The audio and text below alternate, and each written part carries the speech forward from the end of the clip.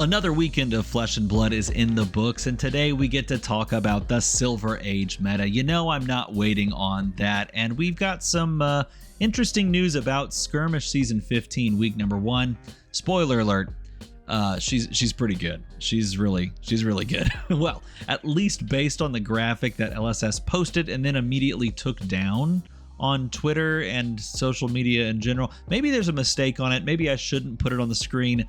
Oh, but I'm going to do it anyway. As my screen flashes, who cares? So this was what they posted. If this is incorrect, I apologize for misinformation, but I'm going to talk about it because it's Silver Age, and I love Silver Age. And exactly what you would expect from Skirmish Season number 1 is kind of how it wrapped up. So maybe the numbers are a little bit wrong, but overall, these top 3 heroes, that's about exactly as I expected. Briar being number 1 and the clear-cut number 1. 2 and 3 being relatively close to each other in Phi and Acilio. Acilio has really come on strong and I think is going to only get more and more prevalent in the local metas that you're going to be playing in and the international meta.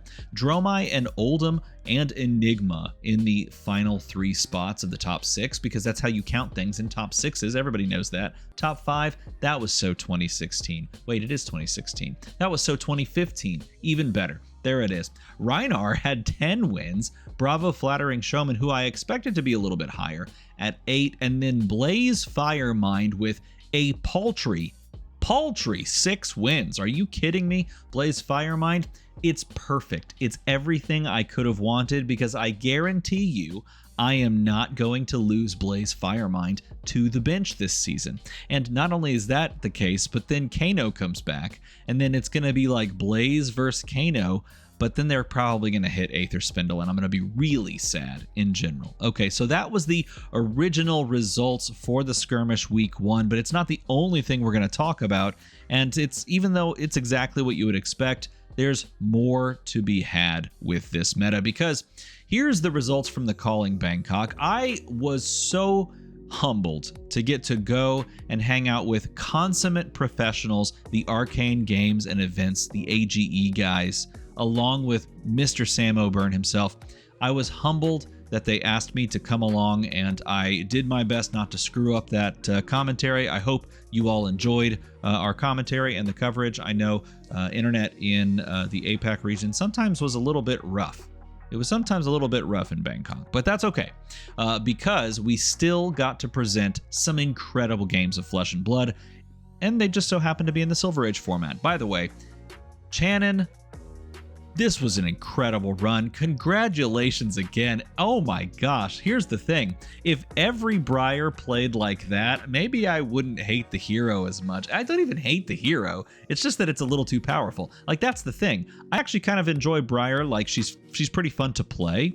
But because she's like so pinnacle of power, that's what irks me. That's what I don't like. It's the same reason I don't like Ira, because Ira is so busted and it's gross and no one likes it. Well, at least I don't like it. But incredible run. It was so much fun to watch, going toe to toe with Enigmas on that side of the bracket, and both Enigma players, Colin, Tobias, you both did so well. It was such great play across the board. And the excitement of Bravo Flattering Showman Mark Tay picking up I don't even know how you best describe it, a terrifying, that's not even the word. What's the word? It's never going to happen. This is like a 1 in 100 win against not only Jacob Clements, but also Acilio. Like, that's not supposed to happen. All my superlatives are gone. I left them all in Bangkok. That's where they're all at. So my superlatives, they've been spent. But what I can tell you is that Bravo Flattering Showman picked up an unlikely, that's a word I could have used, win against Acilio that you couldn't actually make up. It was that crazy. And then Reinar was in there, Eugene C doing his best, along with another Briar and Sam Sutherland on Acilio. It was a top 8 to remember, and you should go watch it. But this really does show where the meta is shifting as I ramble continuously. But it shows where the meta is shifting, because we did have a very clear line of demarcation. Enigma was out to play. The coming out party was true and here, but so was Acilio. And yet, the Enigmas overcame the Asilios and the Briars, but not one Briar, because Briar is the best deck in the format and it's kind of well proven. So I don't know. If you didn't watch the coverage, go watch the coverage. And if you did watch the coverage, let me know what you thought about the coverage down below. Now, here's the funny thing. It was a Silver Age calling in Bangkok, but it was also a Silver Age showdown in Bangkok. And this is how it ended up. Did you notice something? The moment I switched over to it, Asilio is at the top of the bracket. That's honestly not surprising at all. But look at the rest of this field. Florian at number 2. This is a cursed matchup probably right there. Asilio, Florian. Dromai is in there in the mix. Icelander. This was the rare sighting of Icelander that we did not actually see in the calling. But Icelander actually not a terrible counter pick against so many decks that want to play Redline, right? Just play some incidental Frostbite generation and call it a day. Gordon Coco ended up bringing Dromai as well and making the top 8. Another copy of Reinar. I think this is, like 1 may be a fluke, 2 might be a coincidence, 3 can't be either of those. It's got to mean something, right? And this is proof that Reinar is perhaps here to stay going forward.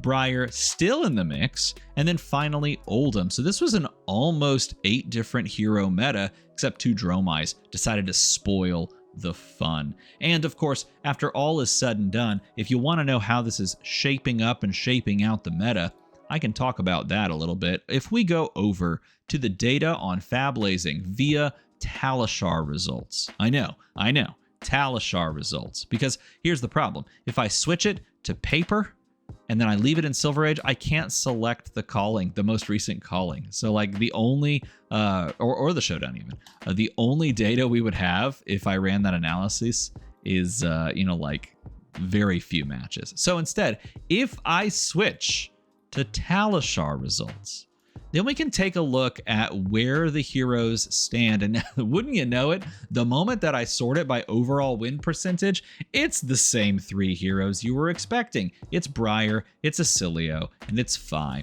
And really, I think this one right here, Asilio, is the hero to watch out for. Of course, Briar, I think, is the number 1. I think Fi is the second best aggro deck trying to do the Briar thing. That doesn't make any sense. Trying to do the Briar thing that we have. Fi is like that Briar 2 Electric Boogaloo.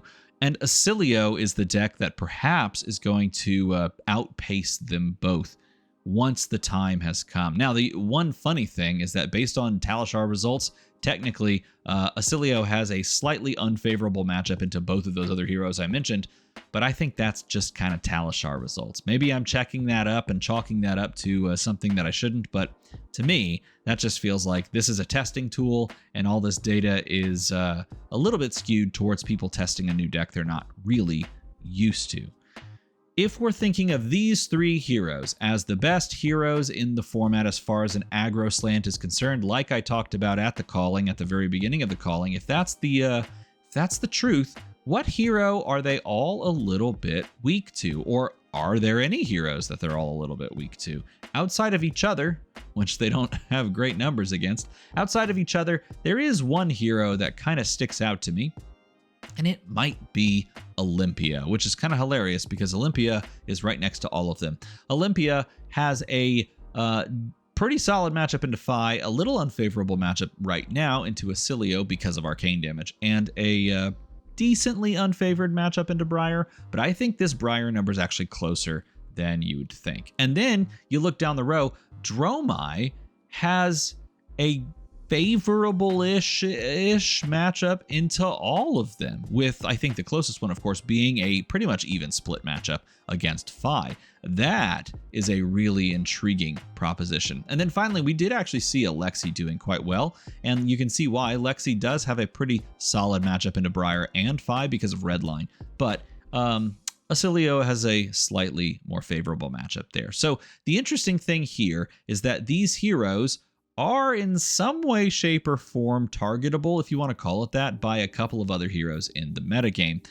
Unfortunately, it's not from Blaze, because apparently based on this number, Blaze is not doing well at all into these 3 heroes. Sad day for us Blaze fans, but I'm still playing Blaze at my local skirmish. I don't even freaking care, because she's that good. So that is the weekend update of the metagame within Silver Age. And you can take this information and run with it down to your local game store and play in your local skirmish. I think you can pick up a win in Skirmish with a lot of different heroes. I think if you know your matchups, if you know your play lines, if you think it through, I think you can pick up a win. So let me know what you think about this video and about the Silver Age meta down in a comment below. And of course, as always, everybody, thanks for watching.